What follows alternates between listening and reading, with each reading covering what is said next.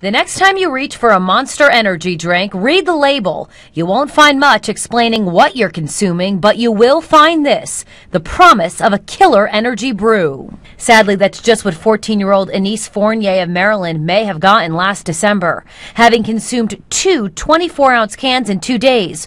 Her family claims she was killed by Monster. Now her family is suing the company, and the FDA is investigating claims that Monster contributed to 5 deaths and 1 non-fatal heart attack. They can only create potential side effects if you're not careful. Fox News senior managing health editor Dr. Manny Alvarez cautions there's no way for you or your teen to be fully informed when it comes to consuming any energy drink because they aren't regulated by the FDA. And why? Energy drinks are considered dietary supplements, not food. They may pick up one of these drinks just to feel better or thinking that they're going to get more energy. In reality, what is happening, they're getting dehydrated, so they're going out in the field there and sweating, and that could really also affect the electrolytes and many times really create a cardiac abnormality. The American Academy of Pediatrics reports kids and teens should consume no more than 100 milligrams of caffeine in 1 day. Anise Fournier consumed almost 500 milligrams over 2 days. Her intake alone equaled 14 12-ounce cans of soda. The company points out more than 8 billion cans of its drinks have been safely consumed since 2002. It also says it is, quote, unaware of any fatality anywhere that has been caused by its drinks. Still, this news isn't sitting well with Manhattanites looking for a pick-me-up. I didn't think an energy drink would damage your body. I thought it was supposed to help your body to function in the morning. What remains to be seen is if claims like those found in that lawsuit lead to greater congressional oversight of the energy drink industry. Reporting on the Upper East Side, Teresa Priolo, Fox 5 News.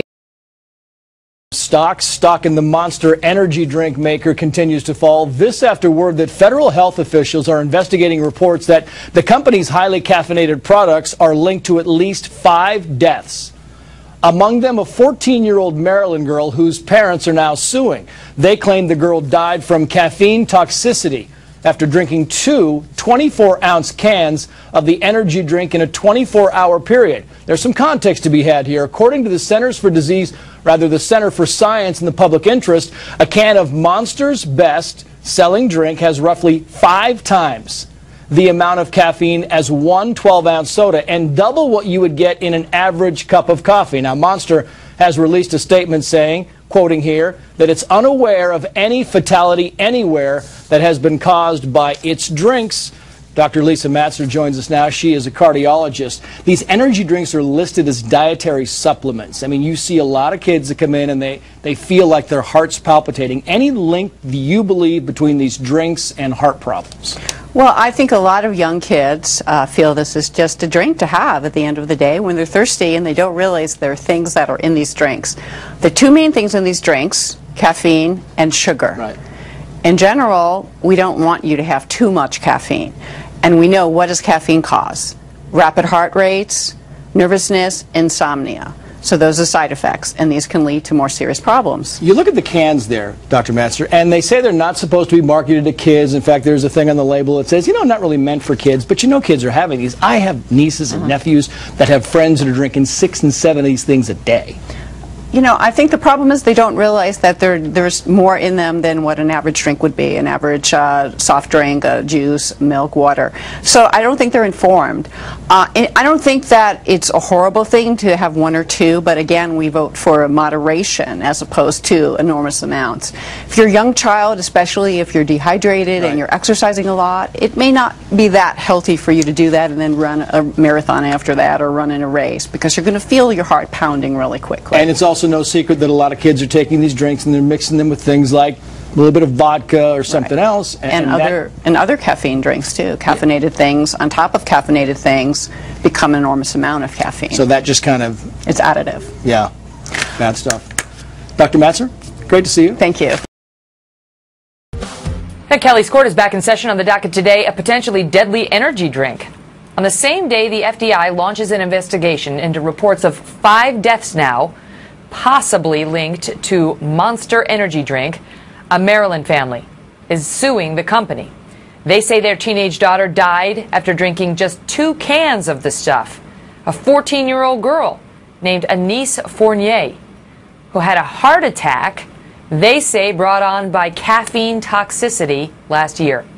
However, that is not the full story, and now there's a question about whether they can sustain this lawsuit. Joining me now to discuss it, Joey Jackson, a former prosecutor and defense attorney, and Mercedes Colwin, who is a Fox News legal analyst.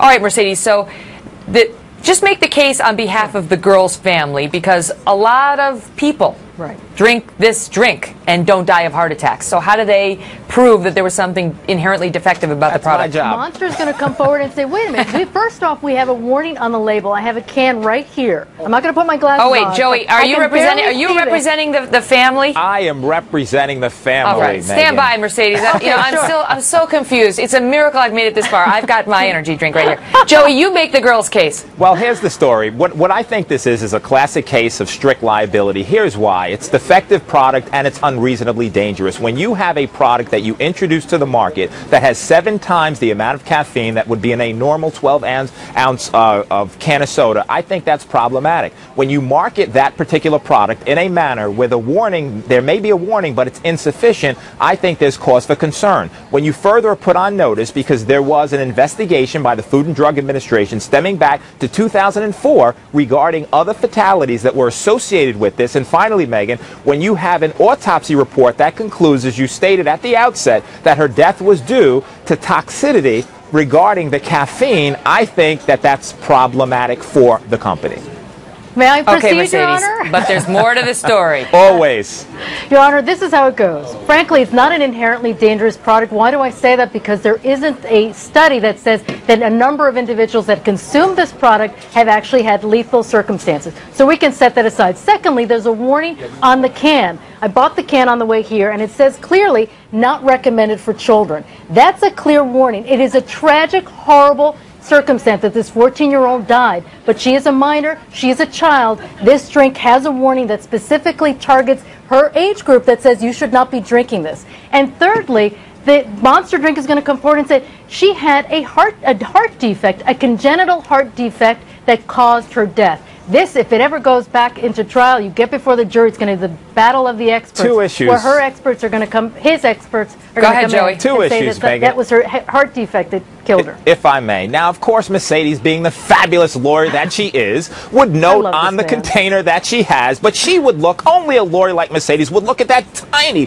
little print that talks about how there's a warning. The fact is that the warning is clearly insufficient, number one. Number two, with respect to and look at the way they dress the can, Joey, the way they dress the can. It's marketed to children. You have to know that children are going to be consuming this, particularly in a day and age where people are busy, people are consumed with their life, and they need to stay up. Number two, with respect to the prior condition that this girl had, we all know what we call, Megan, you know this very well, Mercedes, the eggshell or thin skull plaintiff. And what that means is you take your plaintiff as you find them. If a person has a prior existing condition, which would, if supplemented by caffeine, cause their death, that represents a problem. There has to be some foreseeability. Well, though, but Joe, the other thing is, Mercedes, the other thing, Mercedes, is that I read she had some condition, and they said potential heart muscle weakening, and then I read further and it said it was mitral valve prolapse, which is a heart murmur, which millions and millions of Americans have, and they're fine, and they drink tons of caffeine, and they don't have heart attacks. So,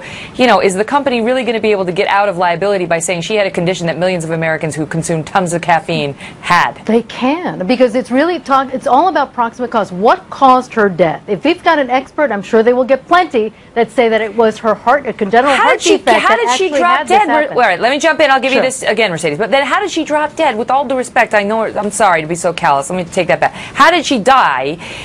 If it was all about the heart murmur just stimulated by a little caffeine, was it just coincidental that she downed 2 of these Monster drinks and then died? I mean, they're going to say it had nothing to do with it? They will say that it was a contributing factor, but it wasn't the end-all and for-all of her death. There was a contributing factor, but if you're looking at it's not an inherently dangerous product. You have to look at the studies. There have been 5 deaths, but certainly not even 5 deaths. We don't know the circumstances of the others. They may have had heart disease as well. So they're going to come forward and say it wasn't the actual cause of her death. Yes, it may have been a contributing factor, but that's ultimately never make it responsible.